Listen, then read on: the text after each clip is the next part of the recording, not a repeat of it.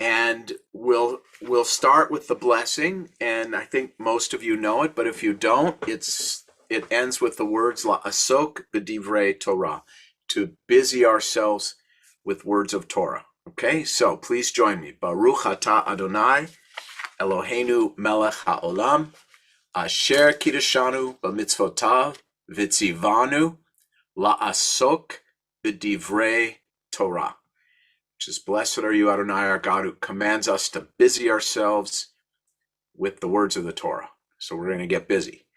Okay, those of you who have your actual old school Tanakh out or Torah out, this week's Parsha is Deuteronomy chapter 8, verse 1. That's where it starts. Deuteronomy 8:1. If you're using a tablet or a phone, just Google Deuteronomy 8:1 and pull it up. Okay?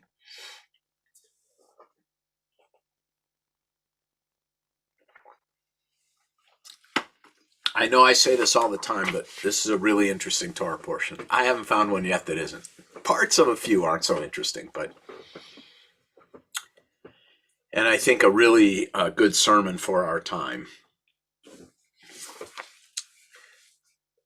Okay, everybody's there? Everybody's with me? Okay, so Deuteronomy 8:1. And I'm going to say a general word or two about the entire book of Deuteronomy. Deuteronomy means the second teaching. Okay, it is in essence almost like, I don't know what the opposite of an overture is, but it's like an overture, but it's at the end of the Torah. In other words, it recounts, retells, teaches for the second time in a more summary way all of the four books that came before it, or much of the four books that came before it. So it's a kind of reiteration, right? But it also has its own character in this sense. There is a theological point of view that is called by scholars the Deuteronomic Formulation. The Deuteronomic Formulation. And simply put, what the Deuteronomic Formulation means from a theological perspective is that there's a theological point of view that is consistent throughout the book of Deuteronomy. The theological point of view of the four books that precede it is not consistent. God has different names, has different personality traits within the first four books of the Torah. Sometimes God is all-knowing. Sometimes God doesn't know where someone is.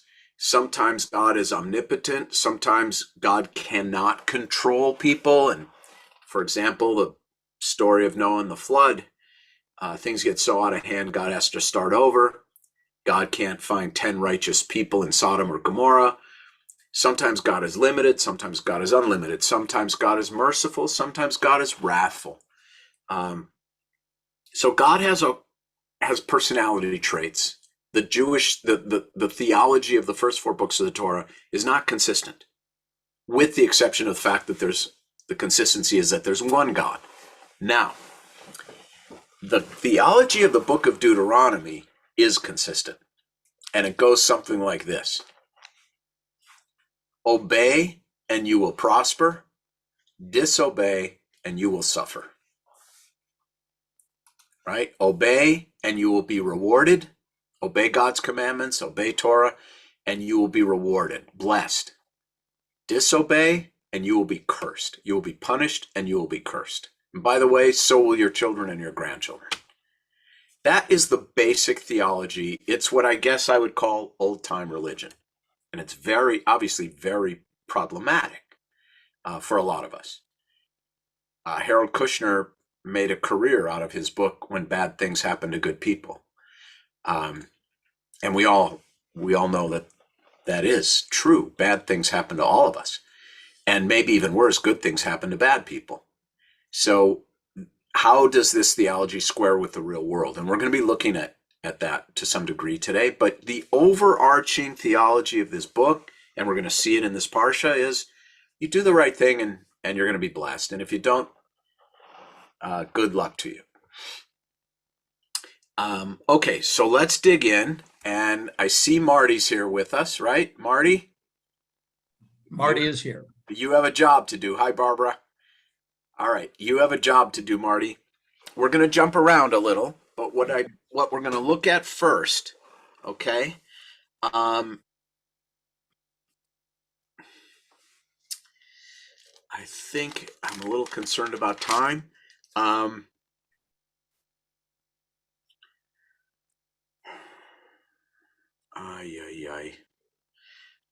Just give me a minute. I'm sorry. I'm making quick decisions. Well,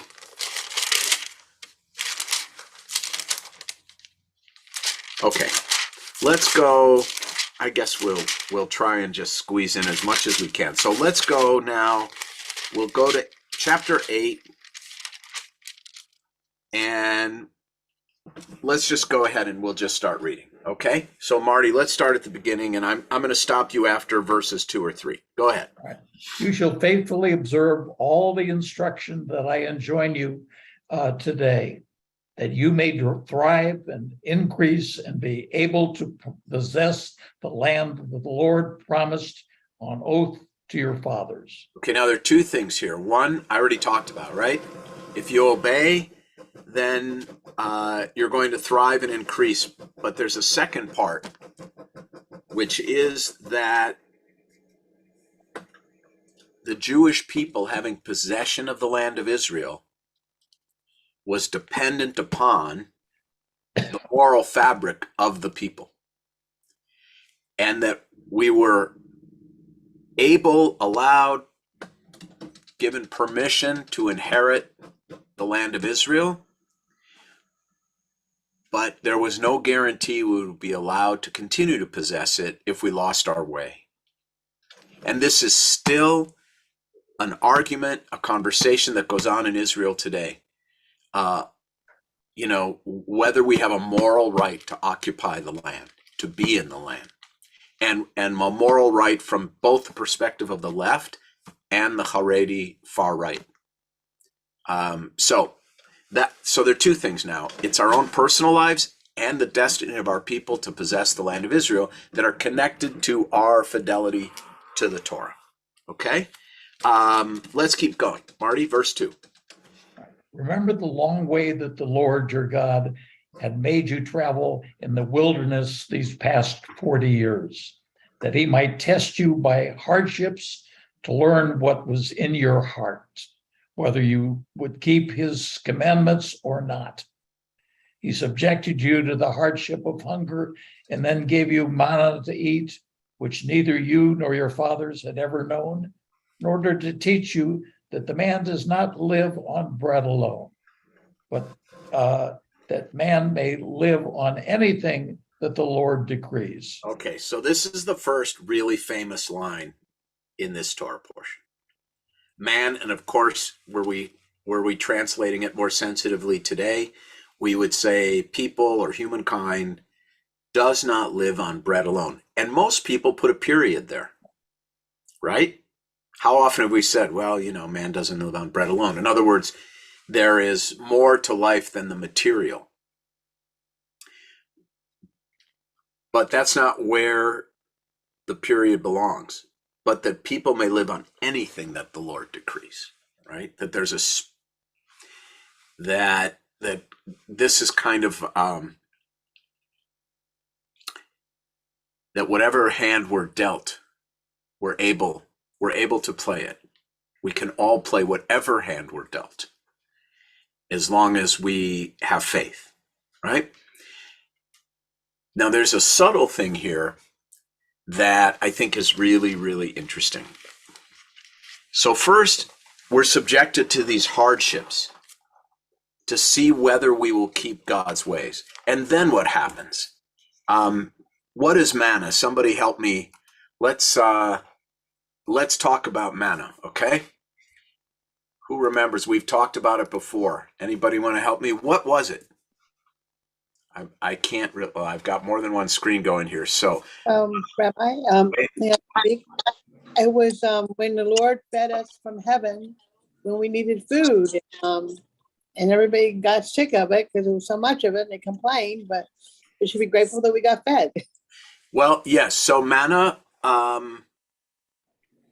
One second. I'm trying to clear my screen here. Manna was this seed-like substance, and it appeared every morning. And then people went out and collected it, and they would knead it. Merle, can you mute? Am I? Which Merle? Merle Weiner. Thank you, Merle. Yeah, and the Merle who was just talking, too. All the Merles mute. I don't know. Mute. Somebody's unmuted, so. Okay, I'll try to mute. Everyone mute. Okay. Thank you. Okay, so manna was this seed-like substance. It came down every day, a double portion on Friday, so that our ancestors wouldn't have to collect it on Shabbat. That's why you have one of the reasons you have two challahs on the Shabbat table is this double portion that came down on Friday. And according to the Torah, manna, they would grind it and bake it, and they bake it into cakes that, according to the Torah, sounded like sweet, rich cream.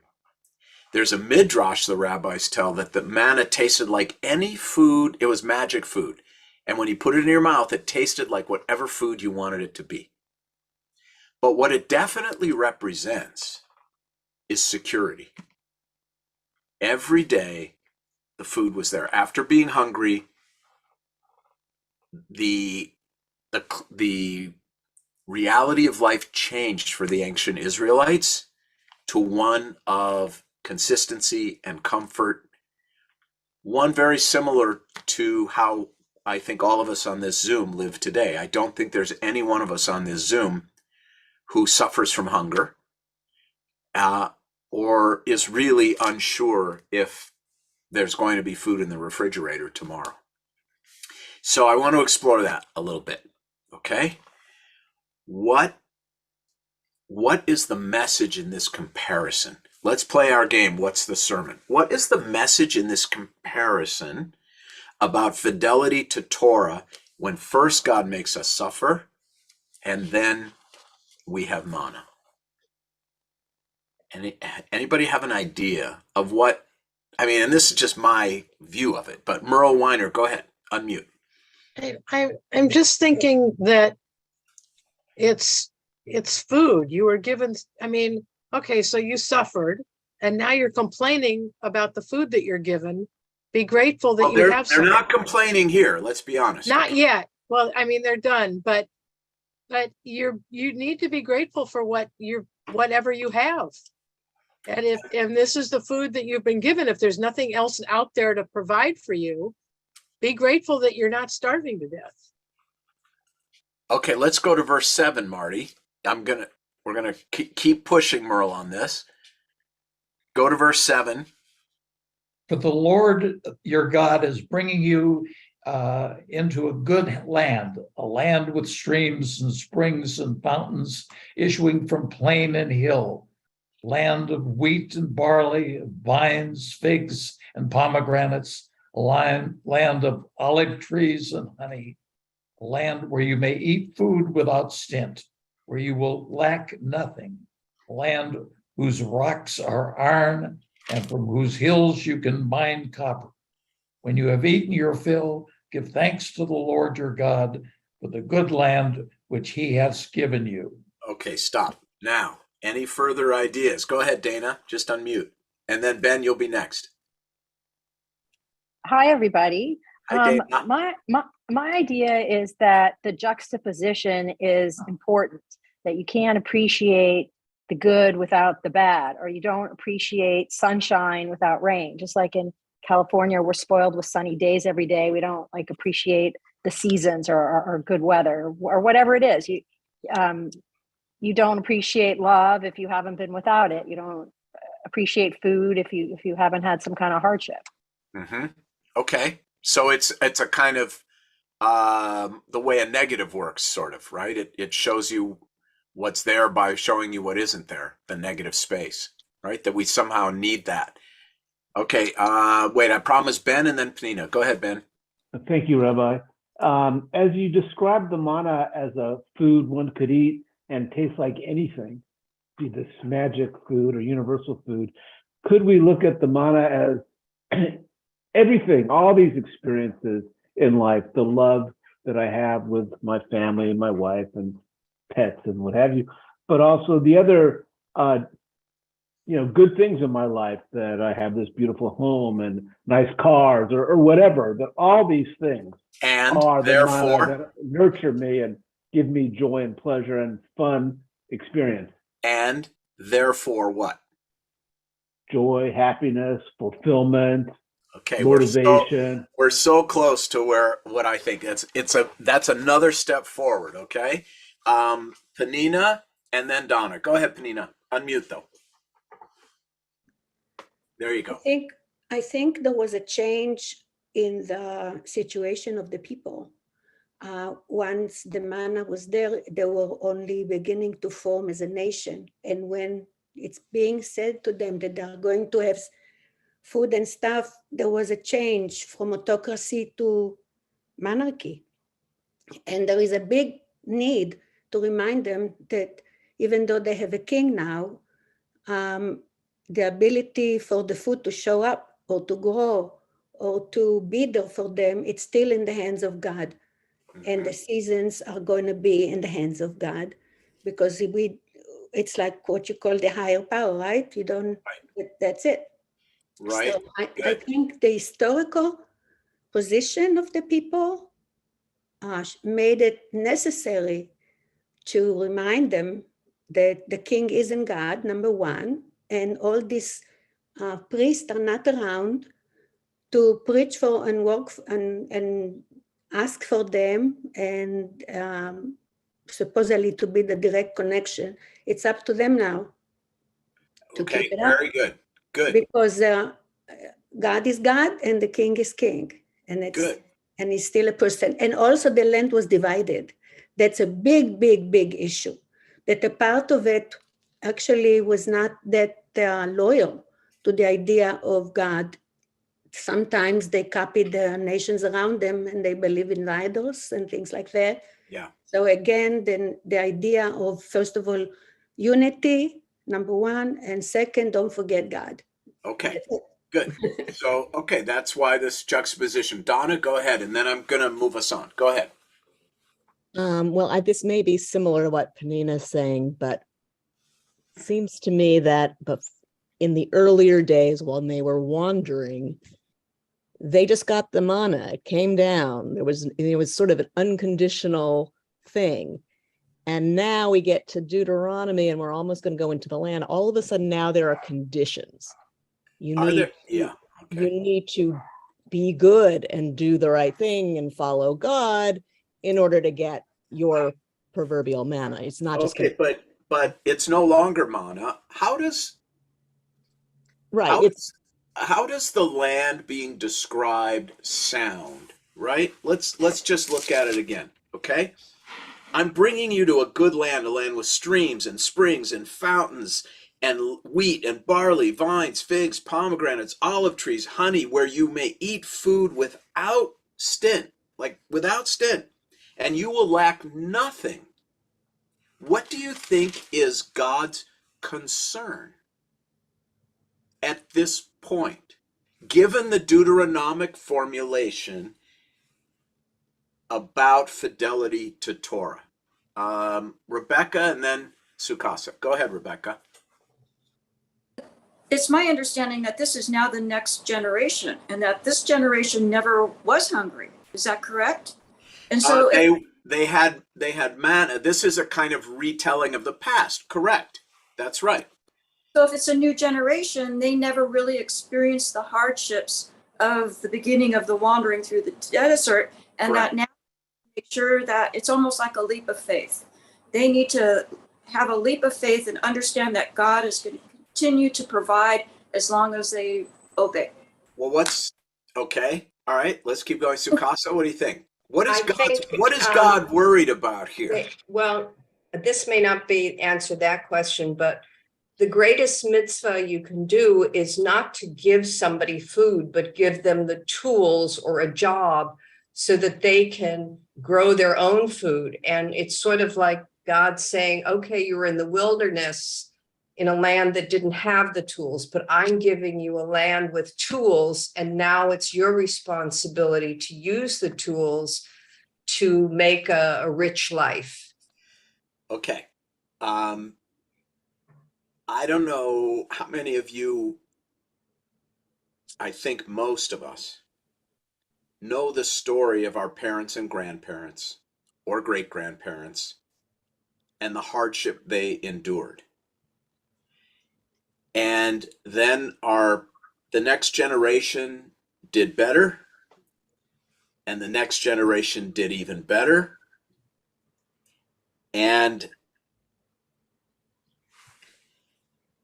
the degree to which each generation was attached to their faith, in many cases, diminishes as the economic situation of the family improves. Right? And a certain degree of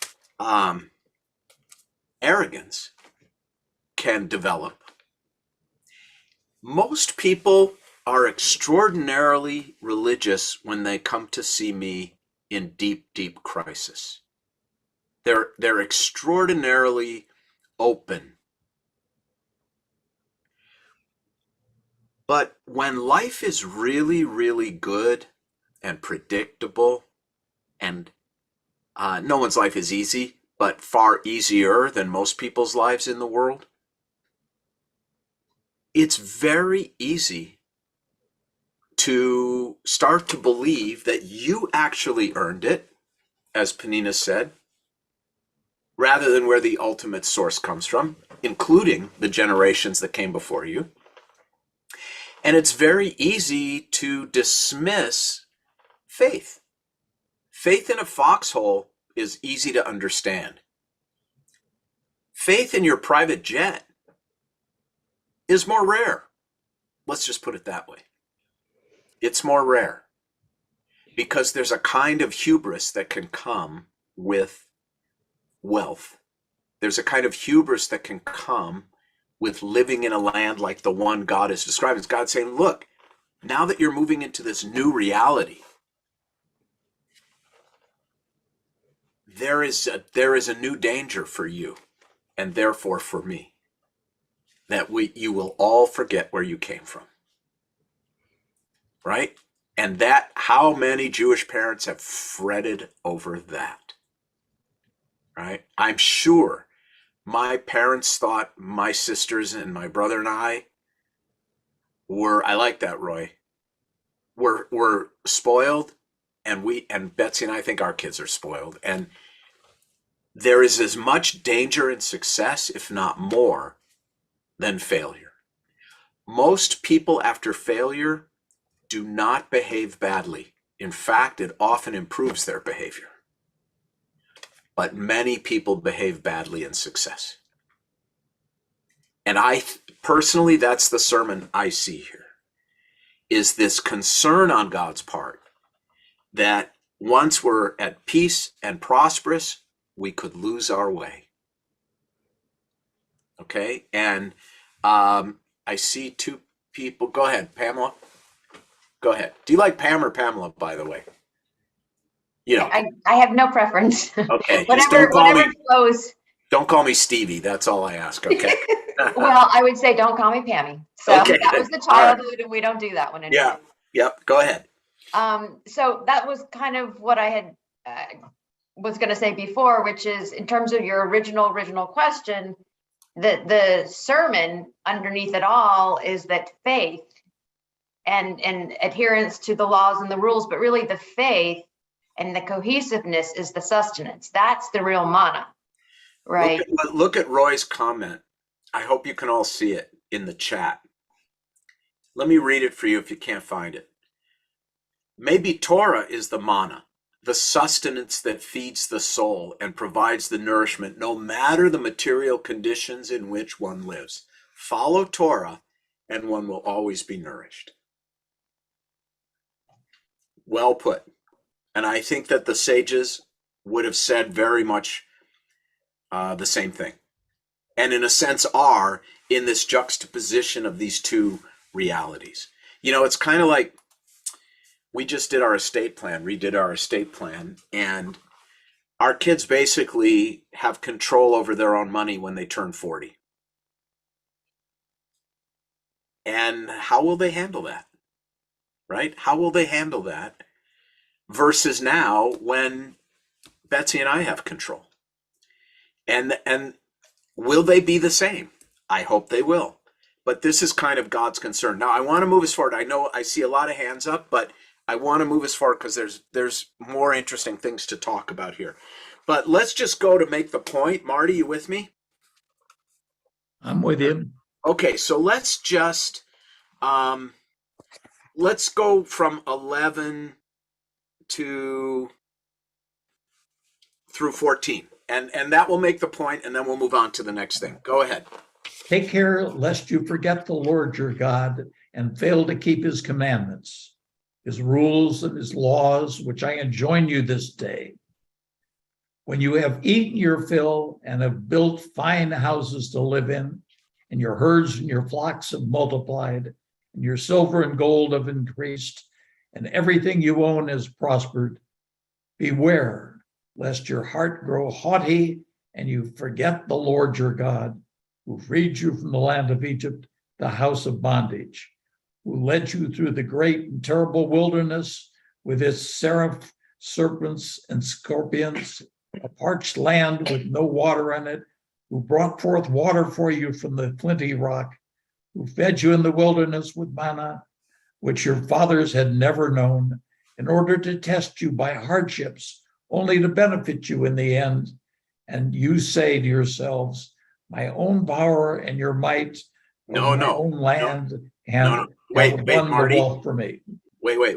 Let's look at that carefully. Okay? And you say to yourselves, my own power and the might of my own hand have won this wealth for me. Remember that it is the Lord your God who gives you the power to get wealth in fulfillment of the covenant he made, etc., right? So get over yourself. No one gets to where they are entirely because of their own effort. Yes, ambition plays a role. Talent plays a role. But ultimately, when we start to believe that we really, really are responsible entirely for what we have, then we have made idols of ourselves, really. We have turned ourselves into little gods. And this is the great danger that this Parsha is concerned about. The danger of hubris and the importance of humility and the importance of remembering where we came from, right? It's so, and for those of you who know Heschel's book, The Sabbath, which was written for 1950s Jews, think about the Jewish community in the 1950s. Before the war, in the 1930s, Jews were the second largest group on public assistance in America, just behind blacks. Most Jews who came here from 1900 to 1930 were poor and illiterate. A very large percentage of Jews were on what we would call welfare, public assistance. My father was one of them. And in one generation, partly because of the war and the GI Bill, partly because of extraordinarily good public education, partly because of poor immigrant parents who wanted better for their children, in one generation, they leapfrogged and in 3 generations became the most financially successful subculture in America. So then you have writers like Heschel, like Roth's Portnoy's complaint. You have intellectuals starting to talk about how the American Jewish community was losing its way. And this is why Heschel said in his book, to have more does not mean to be more. And the Torah, God in the Torah is worried about this 3,500 years ago. So not much has changed, for good or for bad. Okay. Let's go. I want to jump ahead now.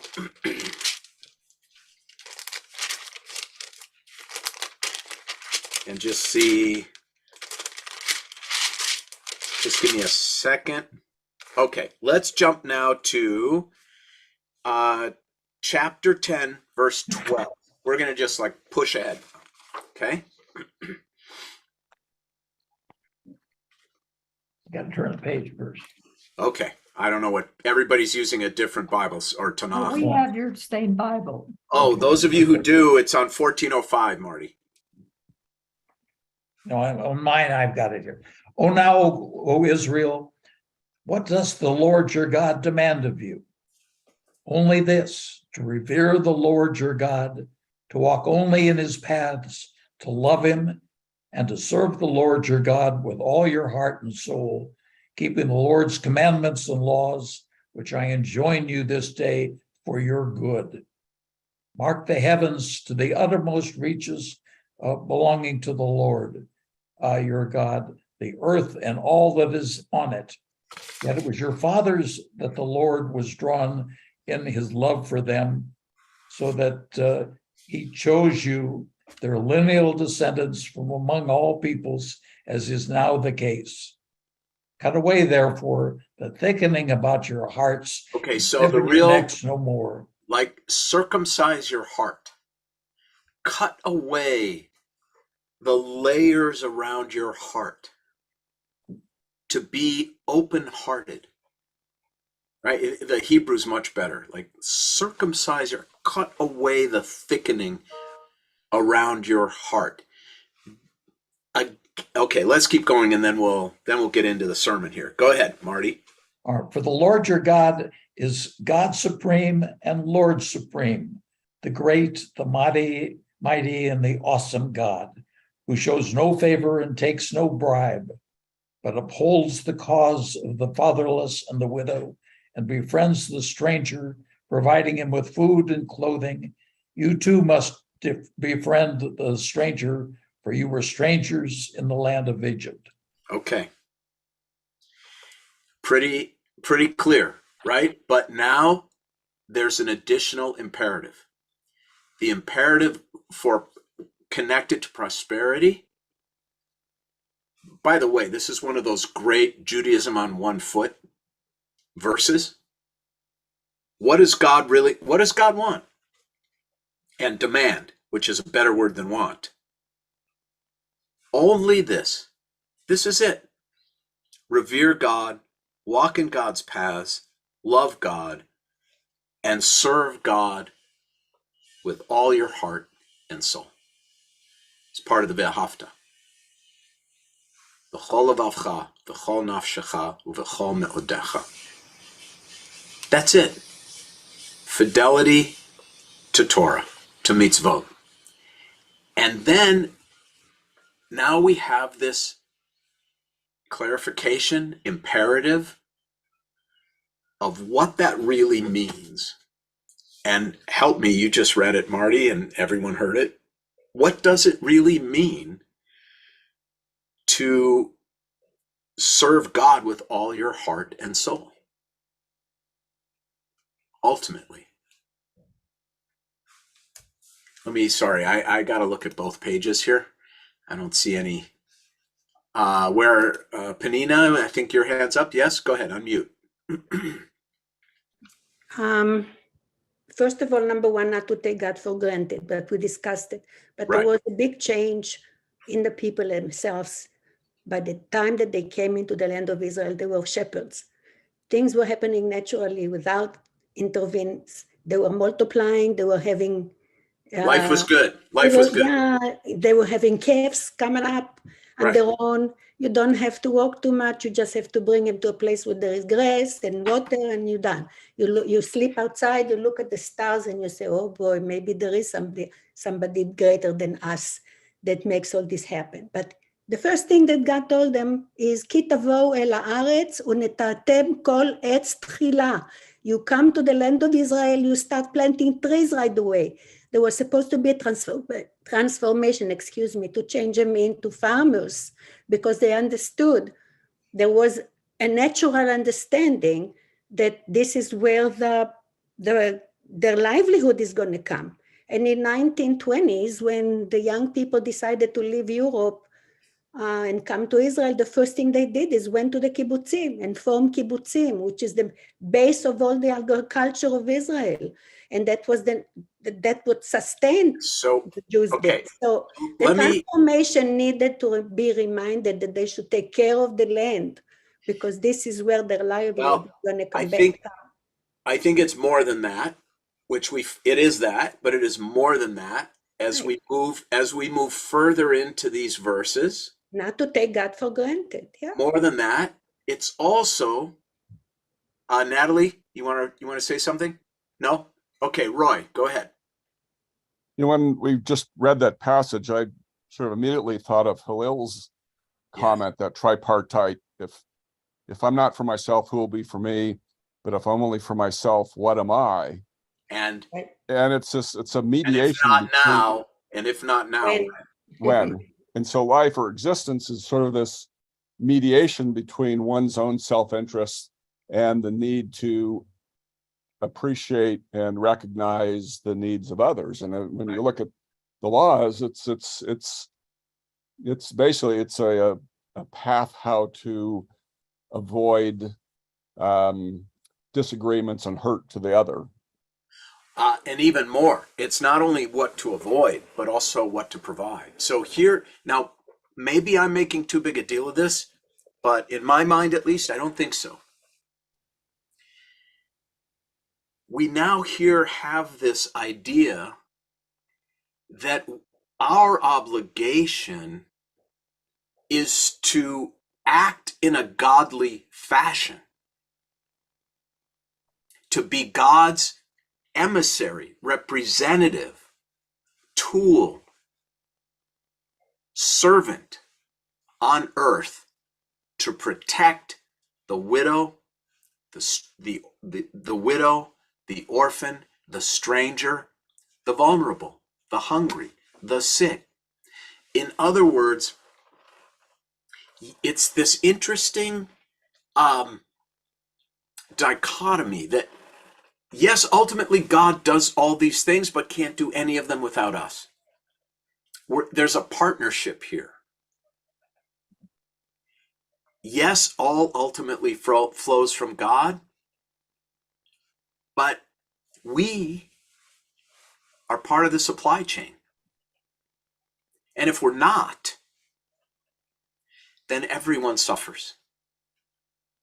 You didn't get to where you are without God's help and the help of those who came before you. Don't be arrogant. Don't forget where you came from. And behave in a godly fashion toward others. Don't pull the ladder up behind you. And if you're observant to Torah, you won't. You can't, because these are mitzvot. And so, yeah, I think, Roy, you're onto something here, that there's this balance that Judaism asks of us. You know what it reminds me of is that midrash about Abraham saying the world was created for me. And I'm sorry, not Abraham.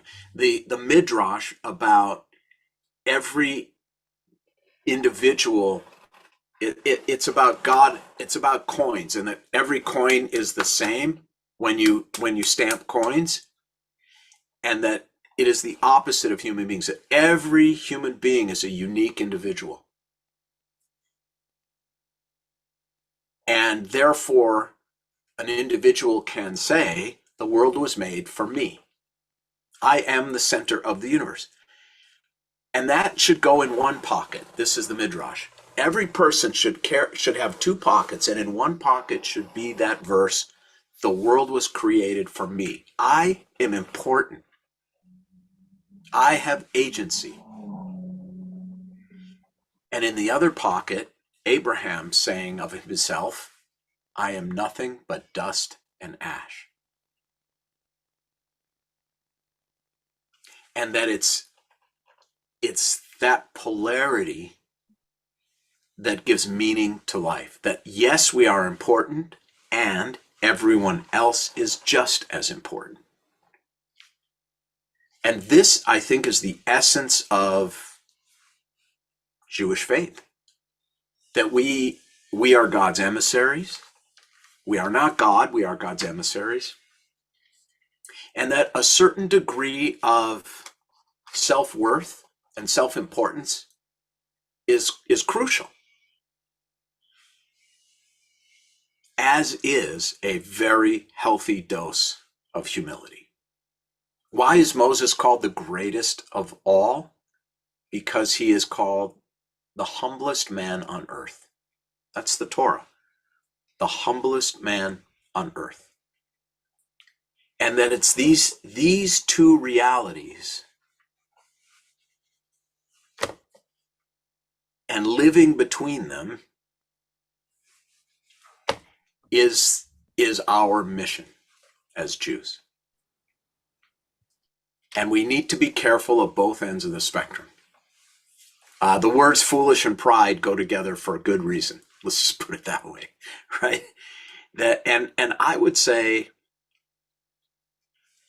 I won't ask you to share your story, but let's do it by a show of hands. How many of us would say that the greatest mistake we have made in our lives was ultimately the result of arrogance?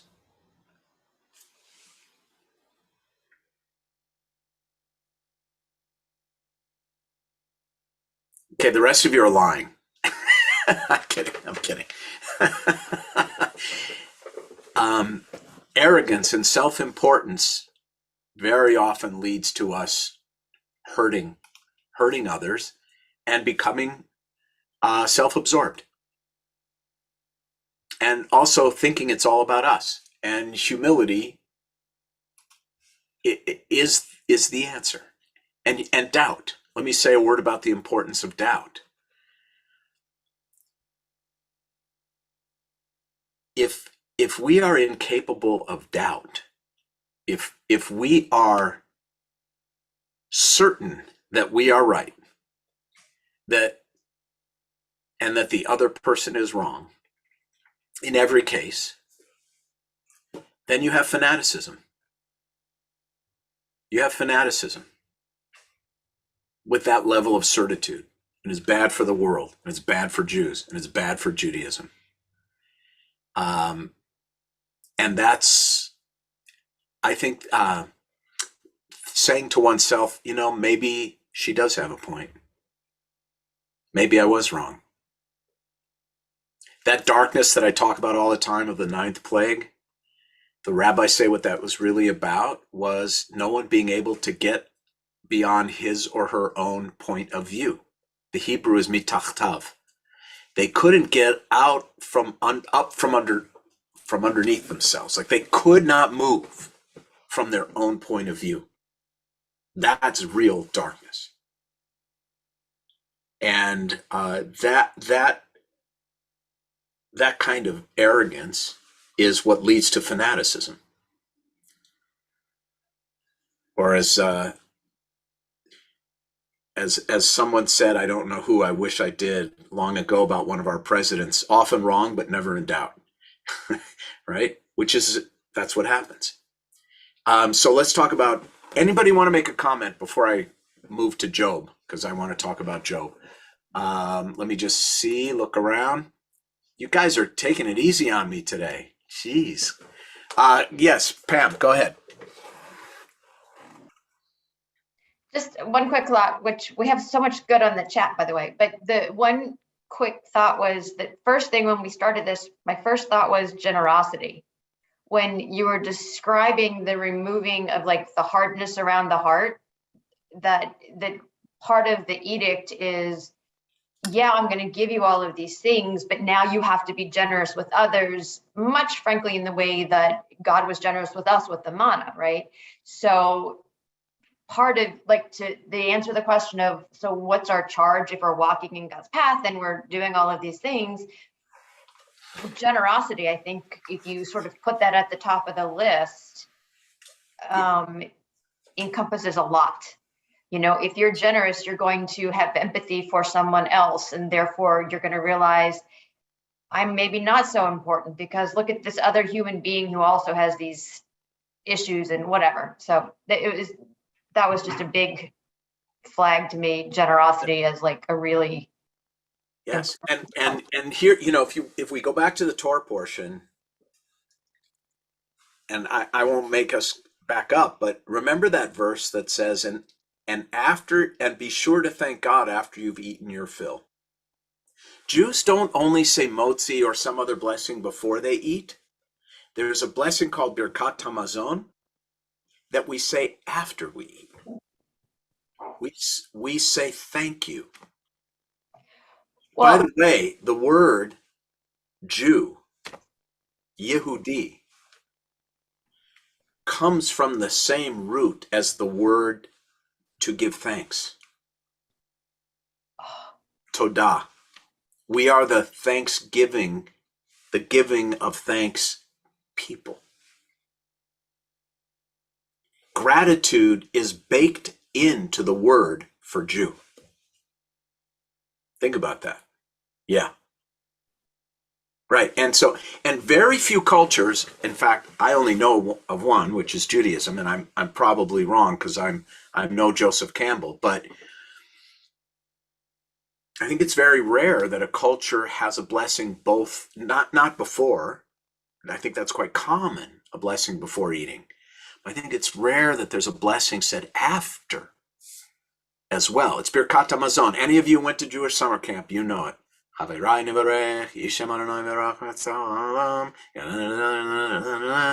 some of the verses from this week's Torah portion are in Birkat Hamazon. Just on this giving thanks thing, one of the things I love, but I put it in the chat, but like professional athletes, usually it's in a Christian way, but they'll like cross themselves or they'll thank God after they hit their basket or whatever it is. And oftentimes those athletes are the nicest, kindest, most humble off the court as well, because they never forget that, but for the grace of God, you know, like this is God coming through them and using their talent and whatever. It's not. Yes, Pam. And I think the real challenge of this Torah portion, or God's real concern, is that it's one-sided for most people. It's very easy for us to recognize this when we're down or when we're up, but not both. And that's the tricky part, right? That's the place where spirituality becomes difficult for many people. Okay. Let me just say, for those of you who haven't read it, how much time do we have? Oh, this is awful. We never have. All right. Let me talk briefly about Job and humility. This is not the only speech in Judaism from God to human beings, reminding them that some humility would be in order. The most important of which, in my opinion, is the book of Job. Partly because Job is not a Jew, and therefore he's an everyman, and therefore the story, the myth, was meant for all of us, all human beings, all people. And some of you have heard me talk about Job before, and essentially, just to set it up for you, for those of you who may not be familiar with the book, it is the counterpoint to the book of Deuteronomy, because the book of Deuteronomy says you suffer because you sinned, and the first verse in the book of Job is Job was a blameless man.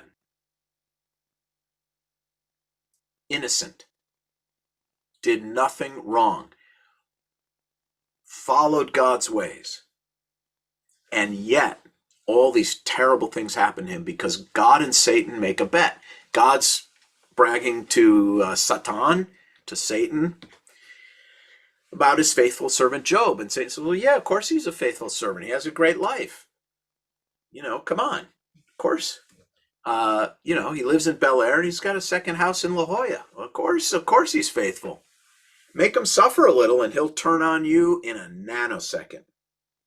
So God takes the bet, and Job's entire family dies. He loses his health. He loses his business. And his friends come to console him and say, you must have done something wrong. And Job says, no, to the contrary, I've been faithful.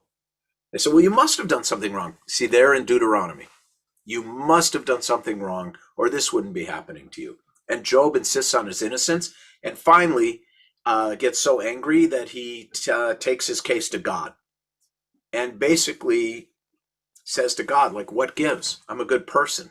Why is this happening to me? And God's response is essentially, and who are you?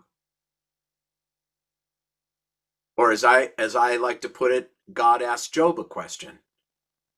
Are you big? I am.